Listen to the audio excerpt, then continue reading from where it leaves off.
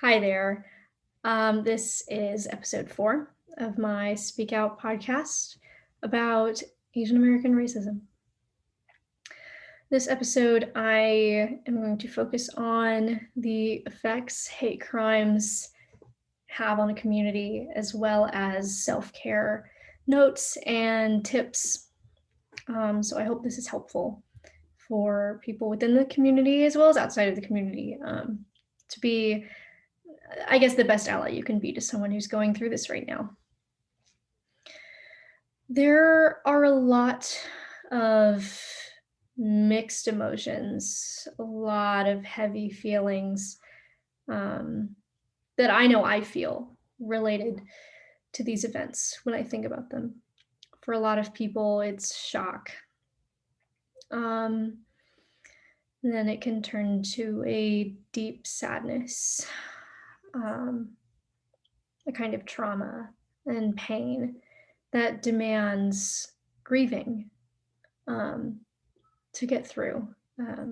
I know that grief has been a really important part of my life. Um, Growing up as an adopted person, learning how to grieve any cultural, familial, other kinds of losses like that, as well as just grief about our own situations. A lot of people of color, and especially right now, Asian Americans, are forced to live in the front lines of the pandemic, um, take the brunt of the anger and frustration.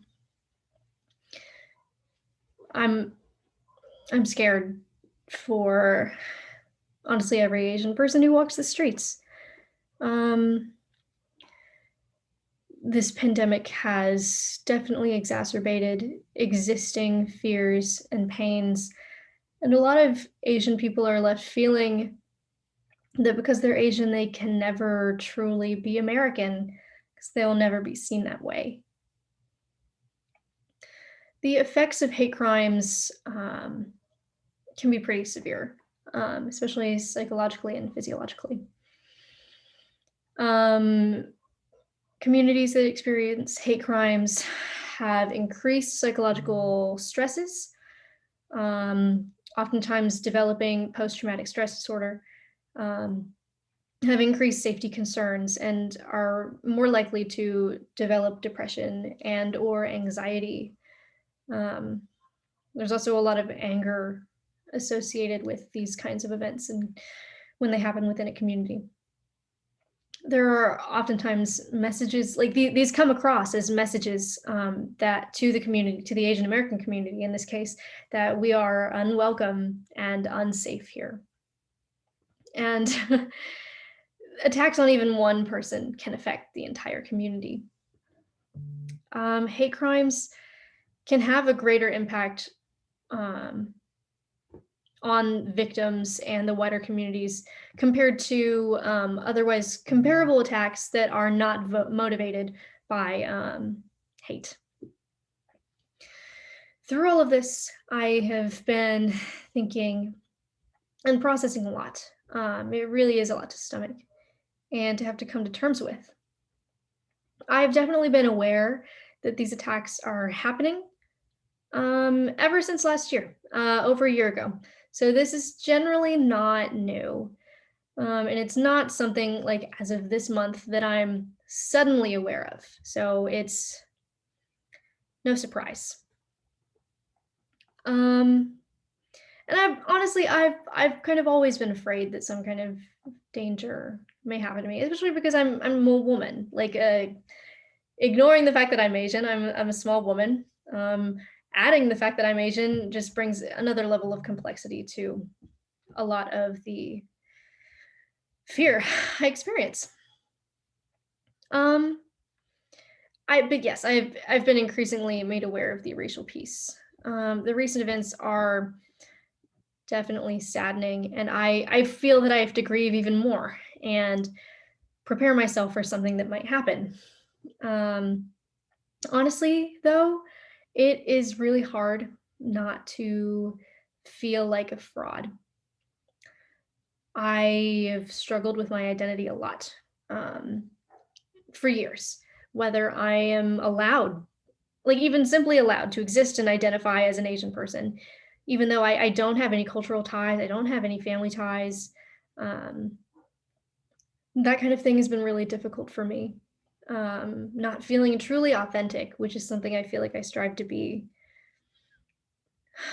But honestly, I am seen as Asian, and I will be treated as such by any random passerby on the street. The first thing someone would notice is that I'm Asian, and that is how they will base their feelings, first impressions, opinions towards me before even speaking to me. The best thing for me through all of this has been communication with those I care about and those who care for me. Establishing a support network is absolutely necessary, even without these circumstances, but even more so with them. I know that I have some Asian American friends here at Baylor, and we have been working to raise awareness for the hate crimes that have been happening, as well as going to a few sit-ins and vigils, and hopefully planning another one before the school year is over. But that has honestly been really therapeutic and helpful for me to kind of put my energy somewhere towards something I feel like has a broader purpose than me being sad. Even though being sad is important, I do not knock being sad and grieving, because that is definitely a really important step, because a lot of people have lost loved ones, and that's a wound that I haven't had to experience yet, and I hope I don't. Um, I know this is heavy stuff. It's heavy for me, but um, thank you for sticking with me this far. I have one more episode. In the last episode, I'm going to talk about how communities can respond to things like this. So thank you so much.